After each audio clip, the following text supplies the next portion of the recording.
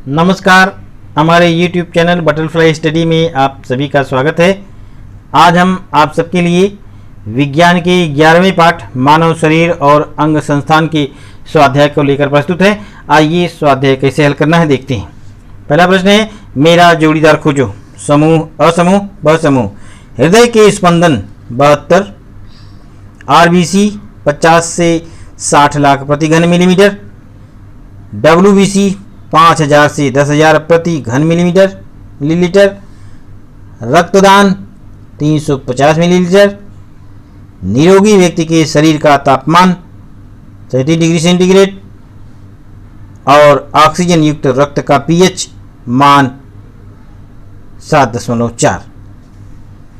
अगला प्रश्न है दूसरा, निम्नलिखित सारणी पूर्ण करो। अंग संस्थान, श्वसन संस्थान, रक्त परिसंचरण संस्थान। पहला, श्वसन संस्थान नाक अंतर श्वसन तथा बहि श्वसन स्थान के लिए उपयोगी है।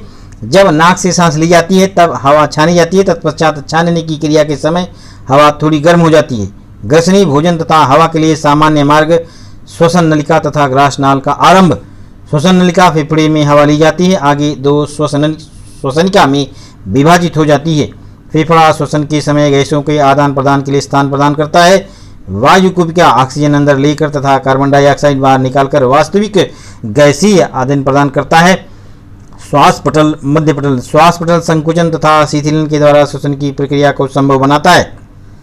दूसरा है रक्त परिसंचरण संस्थान। हृदय मांसपेशीय पंप जो कि संपूर्ण शरीर में रक्त को प्रवाहित करता है। धमनी हृदय से शरीर के अंगों तक रक्त का वहन करती है। फुफ्फुसीय धमनी को छोड़कर अन्य सभी धमनियां प्रत्येक कोशिका को ऑक्सीकृत रक्त की आपूर्ति करती हैं। शिरा शरीर के अन्य अंगों से हृदय की ओर रक्त वहन करती हैं। फुफ्फुसीय शिरा को छोड़कर अन्य सभी शिराएं शरीर की प्रत्येक कोशिका से अनाक्षीकृत रक्त को हृदय पहुंचाती हैं। केशवाहिनी केशिका प्रत्येक महत्वपूर्ण अत्यावश्यक अंगों में केशवाहिनियों का संजाल होता है। ऑक्सीजन, पोषक द्रव्य, हार्मोन, संप्रेरक, संजीवन सत्व इत्यादि का आदान प्रदान केशवाहिनियों की भित्तियों से होता है। इस प्रकार के उपयोगी पदार्थ कोशिकाओं की ओर भेजे जाते हैं तथा अवशिष्ट पदार्थों को कोशिकाओं से बाहर निकाला जाता है। रक्त कणिका, रक्त कोशिका। रक्त कणिका रक्त कोशिका के प्रकार का विभिन्न कार्य निर्भर होता है। रक्त कणिकाएं ऑक्सीजन तथा कार्बन डाइऑक्साइड का वहन करती हैं। श्वेत रक्त कणिकाएं शरीर के सैनिक प्रतिरक्षी उत्पन्न करते हैं तथा विभिन्न रोगों के रोग जंतुओं से लड़ते हैं। रक्त पट्टिका रक्त के जमने तथा स्पंदन की क्रिया में महत्वपूर्ण कार्य करती हैं। रक्त द्रव में स्थित अनेक प्रोटीन अनेक विशिष्ट कार्यों में भाग लेते हैं। रक्त द्रव रक्त को तरलता भी प्रदान करता है। स्वच्छ एवं नामांकित आकृतियां बनाओ। पहला है श्वसन संस्थान और दूसरा हृदय की आंतरिक संरचना। इस चित्र को ध्यान से देखिए, ये चित्र बनाने हैं। पहला है श्वसन संस्थान के स्वच्छ एवं नामांकित आकृति, ये इसके तरह इस तरह से चित्र बनाकर उसका नामांकन करना है। और दूसरा है हृदय की आंतरिक संरचना की स्वच्छ एवं नामांकित आकृति बनानी है। इस प्रकार से चित्र बनाकर उसका नामांकन करना है। सकारण स्पष्ट करो। मनुष्य में रक्त लाल रंग का होता है। इसका उत्तर है हीमोग्लोबिन के कारण मनुष्य के रक्त का रंग लाल होता है। हीमोग्लोबिन लौह युक्त जटिल प्रोटीन है। यह लाल रक्त कणिकाओं पर पाया जाता है, इसलिए मनुष्य के रक्त का रंग लाल होता है। श्वास पटल मध्य पटल के ऊपर नीचे होने की क्रिया एक के बाद एक होती रहती है। इसका उत्तर है श्वास पटल अथवा मध्य पटल के संकुचन तथा शिथिलन के कारण ही सांस लेना संभव हो पाता है। पसलियों की मांसपेशियां भी सांस लेने में सहायता करती हैं। जब पसलियां ऊपर उठती हैं तब ठीक इसी समय श्वास पटल नीचे हो जाता है। ये दोनों क्रियाएं एक साथ होने से फेफड़ों पर दाब कम हो जाता है, जिससे नेह श्वसन के समय बाहर की हवा नाक द्वारा फेफड़ों में आ जाती है। इसके ठीक विपरीत जब पसलियां अपने मूल अवस्था में लौट आती हैं तब श्वास पटल पुनः ऊपर उठता है, तब फेफड़ों पर दाब पड़ता है। इससे उच्छ्वास के रूप में शरीर के नाके के द्वारा हवा बाहर ढकेली जाती है। यह सभी प्रक्रियाएं श्वास पटल अथवा मध्य पटल के ऊपर नीचे होने की क्रिया के कारण ही संभव हो पाती है। रक्तदान को सर्वश्रेष्ठ दान संबोधित किया जाता है। किसी भी कृत्रिम रासायनिक प्रक्रिया द्वारा रक्त का उत्पादन नहीं किया जा सकता। एक स्वस्थ निरोगी रक्तदाता के रक्तदान के द्वारा ही रक्त प्राप्त किया जा सकता है। आपातकालीन स्थिति में रक्त की आवश्यकता होती है। किसी भी रोगी अथवा जरूरतमंद व्यक्ति पीड़ित व्यक्ति को उचित समय पर रक्त आदान करने से उस रोगी अथवा पीड़ित व्यक्ति के प्राण बचाए जा सकते हैं। चूँकि ऐसे रक्तदान से किसी भी व्यक्ति का बहुमूल्य जीवन बचाया जा सकता है, इसलिए रक्तदान को सर्वश्रेष्ठ दान माना जाता है। ओ रक्त समूह वाले व्यक्ति को सार्वभौम दाता कहते हैं।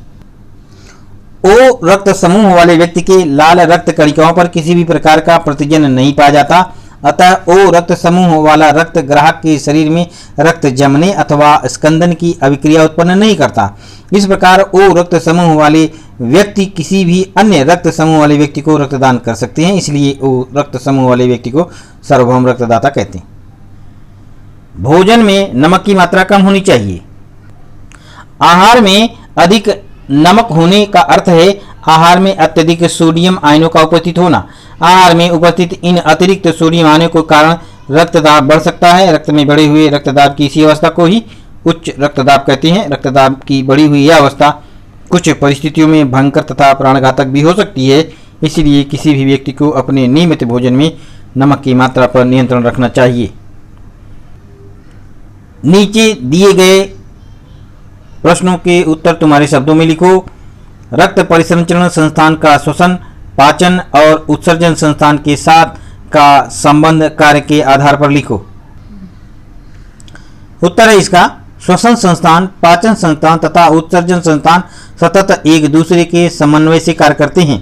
दूसरा, पाचन क्रिया के अंत में पाचन संस्थान जटिल भोजन के अणुओं को तोड़कर साधारण घुलनशील पोषक तत्वों में बदल देता है। आंतों के रसांकुरों में स्थित परिसंचारित रक्त द्वारा इन पोषक तत्वों को अवशोषित कर लिया जाता है। रक्त अपने परिसंचरण की समय इन पोषक तत्वों का वहन प्रत्येक कोशिका तक करते हैं। श्वसन संस्थान हवा की ऑक्सीजन को रक्त में अवशोषित करने में सहायता प्रदान करता है। मनुष्य के रक्त की संरचना एवं कार्य लिखो। रक्त की संरचना, मानव के रक्त का रंग लाल होता है। यह एक प्रवाही पदार्थ है। रक्त एक तरल संयोजक ऊतक है। रक्त द्रव से बना होता है तथा रक्त द्रव में रक्त कणिकाएं निलंबित होती हैं। रक्त द्रव रक्त का तरल भाग है। रक्त द्रव का रंग हल्का पीला होता है। इसकी प्रकृति हल्की क्षारीय होती है। इसमें लगभग 90% से 92% पानी, 6% से 8% प्रोटीन, 1% से 2% अकार्बनिक लवण तथा अन्य घटक होते हैं। इसमें एल्ब्यूमिन, ग्लोब्यूलिन्स, फाइब्रिनोजेन इत्यादि प्रोटीन होते हैं। इसमें कैल्शियम, सोडियम तथा फास्फोरस जैसे अकार्बनिक आयन भी होते हैं। रक्त कणिकाएं, रक्त कोशिकाएं। रक्त कणिकाएं मुख्यतः 3 प्रकार की होती हैं। लाल रक्त कणिकाएं आरबीसीज, श्वेत रक्त कणिकाएं डब्ल्यूबीसीज और रक्त पट्टिका ब्लड प्लेटलेट्स। अब आगे देखते हैं कि रक्त के कार्य। रक्त के कार्य है, पहला परिवहन के कार्य। गैस फेफड़ों में स्थित ऑक्सीजन रक्त के द्वारा शरीर के सभी भागों की कोशिकाओं तक प्रवाहित किया जाता है। इसी प्रकार ऊतकों से कार्बन डाइऑक्साइड फेफड़ों में लाया जाता है। बी, पोषक तत्व आहार नाल की स्थिति से रक्त द्वारा साधारण पोषक तत्व जैसे ग्लूकोज, अमीनो अम्ल, वसा युक्त अम्ल इत्यादि लिए जाते हैं तथा रक्त द्वारा इन पोषक तत्वों को शरीर की प्रत्येक कोशिका तक पहुंचाया जाता है। अपशिष्ट पदार्थ ऊतक यूरिया, अमोनिया, क्रिएटिनिन नामक नाइट्रोजन युक्त अपशिष्ट पदार्थों को रक्त में मुक्त करते हैं तथा रक्त इन पदार्थों का वहन उत्सर्जन के लिए वृक्क में करता है। प्रकीर्ण तथा संप्रेरक, रक्त परिकीर्णों तथा संप्रेरकों का परिवहन उसके स्राव के स्थान से उसकी अभिक्रिया वाले स्थान तक करता है। संरक्षण, रक्त में प्रतिरक्षी निर्मित होती हैं। ये प्रतिरक्षी सूक्ष्मजीवों तथा अन्य हानिकारक कणों से शरीर का संरक्षण करते हैं। तापमान नियमन, शरीर का तापमान वाहिनी विस्फारण तथा वाहिका संकीर्ण के कारण 37 डिग्री सेंटीग्रेड पर स्थिर बना रहता है।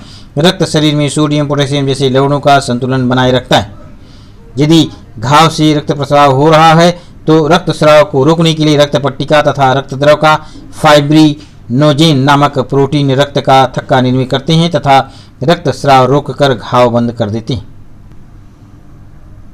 रक्तदान का महत्व एवं आवश्यकता स्पष्ट करो। रक्त को कभी भी कृत्रिम रूप से संश्लेषित नहीं किया जा सकता।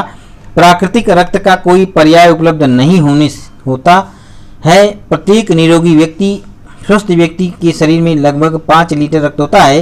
यदि किसी व्यक्ति के शरीर से रक्तस्राव हो रहा हो तो उस व्यक्ति के शरीर के रक्त के आयतन में कमी हो जाती है। इससे उस व्यक्ति का जीवन संकट में पड़ सकता है। यह रक्तस्राव उस व्यक्ति के लिए प्राणघातक सिद्ध हो सकता है। अंतर स्पष्ट करो, धमनियां और शिराएं, बाह्य श्वसन और आंतरिक श्वसन। हाँ, धमनी और शिरा में अंतर। धमनियां हृदय से शरीर के ऊतकों तक रक्त का वहन करती हैं। शिराएं शरीर के ऊतकों से पुनः वापस रक्त का वहन हृदय तक करती हैं। धमनियां शरीर के भीतर गहराई में स्थित होती हैं। शिराएं प्रायः त्वचा के नीचे सतही तौर पर स्थित होती हैं।